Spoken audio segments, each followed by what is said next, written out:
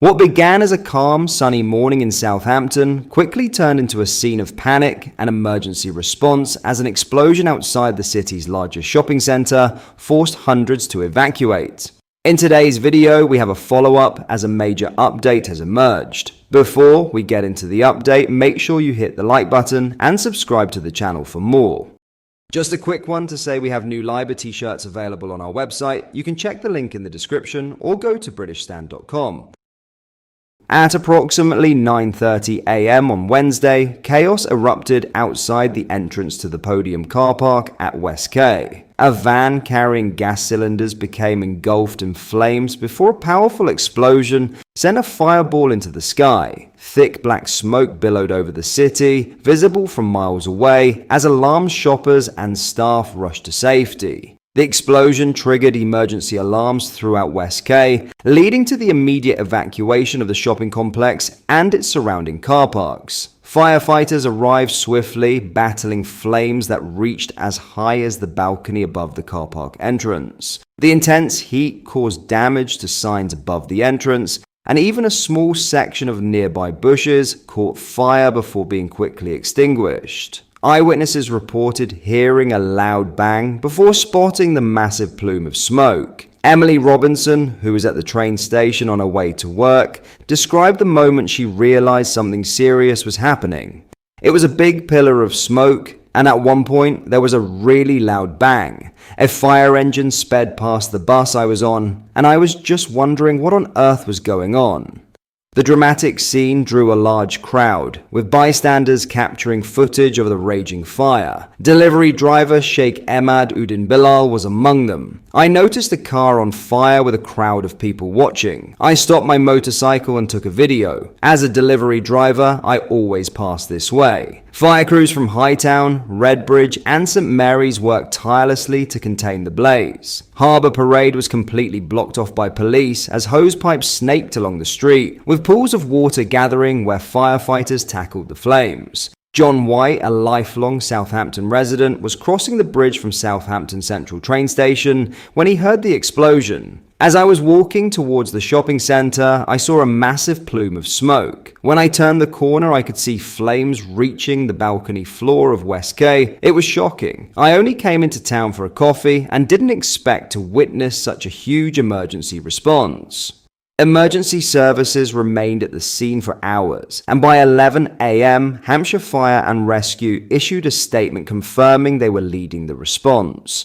A spokesperson urged the public to avoid the area while firefighters worked to bring the situation under control. Major update: explosion declared accidental. As investigations progressed, Hampshire Fire and Rescue provided a crucial update, confirming that the explosion was accidental. The van involved in the incident belonged to Aculine, a line marking company. The firm later assured the public that no one had been injured and the driver was safe. A spokesperson for Hampshire Fire and Rescue detailed the situation further. The incident, which began just after 9:30 a.m., involved a vehicle containing cylinders that exploded. Crews from St Mary's, Redbridge and Hightown attended the scene, using 3 jets and 3 hose reels to bring the blaze under control. The fire completely destroyed the vehicle and caused heat and smoke damage to the entrance of the West Quay car park. Ventilation fans were deployed to clear the remaining smoke. One point of speculation was quickly put to rest. Despite online rumors, officials confirmed that the van was not an electric vehicle. Now that the fire is fully extinguished, the scene has been handed over to the police for further assessment. Hampshire Fire and Rescue concluded their statement by thanking the public for their patience and cooperation during the emergency. While the explosion caused significant disruption and damage, the most important outcome is that no injuries were reported. As the city returns to normal, questions remain about how such an incident unfolded. But for now, the people of Southampton can breathe a sigh of relief.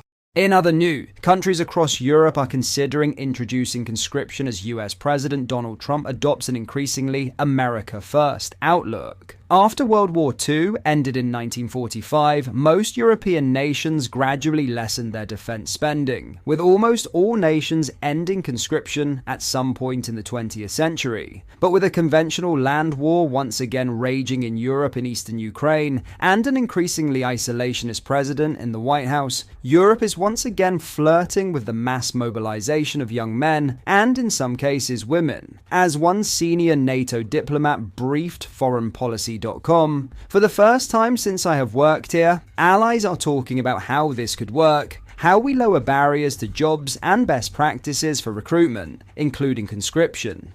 Proponents argue large standing armies with powerful weaponry and machines are the most potent way at deterring aggression from expansionist states like Russia. There are a range of counter-arguments to the theory, from the belief large armies are a thing of the past in modern warfare, to the point that governments should spend money on helping people and not on fighting each other. Keir Starmer appears to be of the former opinion. His commitment to increase defense spending to 2.5%, funded by a cut to the foreign aid budget, is a move far more associated with the right than the left. However, it is a move in keeping with most of Europe as the continent's leader scrambled to raise defense spending in the wake of Trump's pausing of military aid and intelligence to Ukraine. The EU is currently forging ahead with plans for a £35 billion aid package for Ukraine in 2025, double its contribution of last year, though Italy and Spain are stalling to see what happens with Trump's plan for a ceasefire. Alongside increased aid, European nations are moving to rearm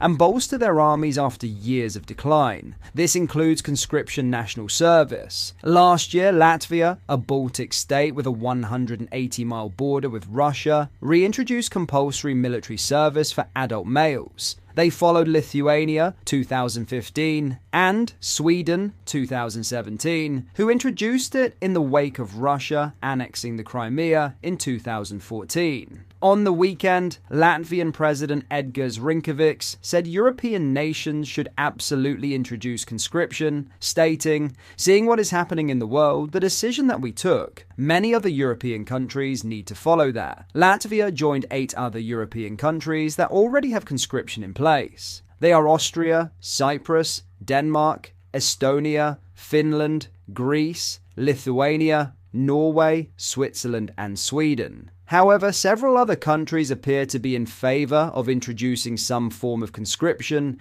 meaning the 9 nations who have it may soon become more. YouGov's most recent polling found 68% of French people and 58% of German people would favour mandatory military service for young people. That number dropped to 49% in Italy, 43% in Britain, and 42% in Spain, however. Germany is perhaps most likely to implement conscription, as Friedrich Merz, who is set to become the next Chancellor, has said he favours the reintroduction of a compulsory year in which young people could perform either military or community service. Italy's Defence Minister Guido Crosetto has not ruled out some form of service, namely a reserve force for young people. In France, Emmanuel Macron, who campaigned for national service in 2018, recently said he wanted to look at ways to mobilise civilians, but added the country did not have the logistics to introduce widespread mandatory service. How does conscription work in European countries currently? Conscription works differently in every country and with differing periods of mandatory service. Norway currently has the longest mandatory service of 19 months for those aged 19 to 44 or 18 to 55 during times of war, though there are exemptions for those who are medically unfit or conscientious objectors. Conscripts normally carry out 12 months of initial duty, with the rest to be served in with the Home Guard. It became the first NATO member to conscript both men and women in 2015, with women now making up a third of recruits to its army. Austria has the shortest conscription period of 6 months for all men aged between 18 to 25. Conscientious objectors can choose an alternative civilian role over the armed forces, but the service period then rises to 9 months. These conscientious objectors can fulfill their service by working in social sectors such as hospitals, nursing homes, and youth organizations.